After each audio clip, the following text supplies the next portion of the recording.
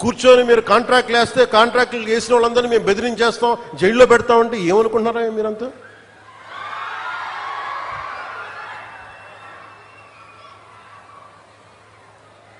మేమేం మాటలా గుర్తుపెట్టుకోండి. అలా బెదిరించే సమూహం ఎవరైనా సరే, అలా బెదిరించే సమూహం ఎవరైనా సరే, మిగతా వారి గురించి నాకు తెలియదు. పవన్ కళ్యాణ్కి అధికారం ఉన్నా అధికారం లేకపోయినా పవన్ కళ్యాణ్ ఎప్పుడు పవన్ కళ్యాణ్ లాగే ఉంటాడు, భయపడ్డాం. చాలా ఇంట్లోంచి బయటకు వచ్చేటప్పుడు తిరిగి వెళ్తాం లేదు అని డిసైడ్ అయ్యే వస్తాం. అందువల్ల మీ ఆకు రౌడీలు కానీ అలాగే చెప్తున్నారు. ఏదైనా మాట్లాడితే అధికారులు కూడా భయపడుతున్నారు. ఎందుకు భయపడుతున్నారంటే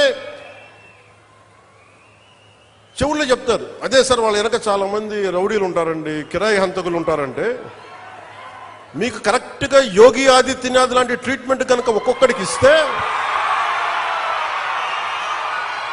ఒక్కొక్కడికి రౌడీజం అంటే కాలు కాలు కీలు కీలు తీసి మడత పెట్టి కింద కూర్చోపెడితే, అప్పుడు కరెక్ట్గా చెప్తా, కరుడు గట్టిపోయిన జీవితకాలం ఒకే మన వాళ్ళతో ఏకీభవించవచ్చు, ఏకీభవించకపోవచ్చు.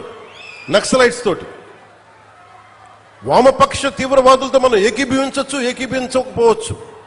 అలాంటి బలమైన ఆర్గనైజేషన్నే కకావికలమైపోయిన పరిస్థితుల్లో ఉంటే ప్రభుత్వం తలుచుకుంటే, అలాంటిది ఇన్ని లక్షల మంది పోలీసు ఉండి, ఇన్ని వందల మంది ఐపీఎస్లుండి, 1000-2000 ఉన్న డిఎస్పీలు ఉండి, అలాంటి కిరాయి గ్యాంగుల్ని మెయింటైన్ చేసే వ్యక్తుల మీద 2 రోజులు 48 గంటలు మీ చుట్టుపక్కల ఎవరున్నారు, వాడి పేరేంటి అన్ని కనుక్కొని ఒక పొలిటికల్ నిర్ణయం తీసుకుంటే మళ్ళీ ఎప్పుడు ఇలాంటి మాటలు రారు. మీరు అక్కడి దాకా తీసుకెళ్ళకండి.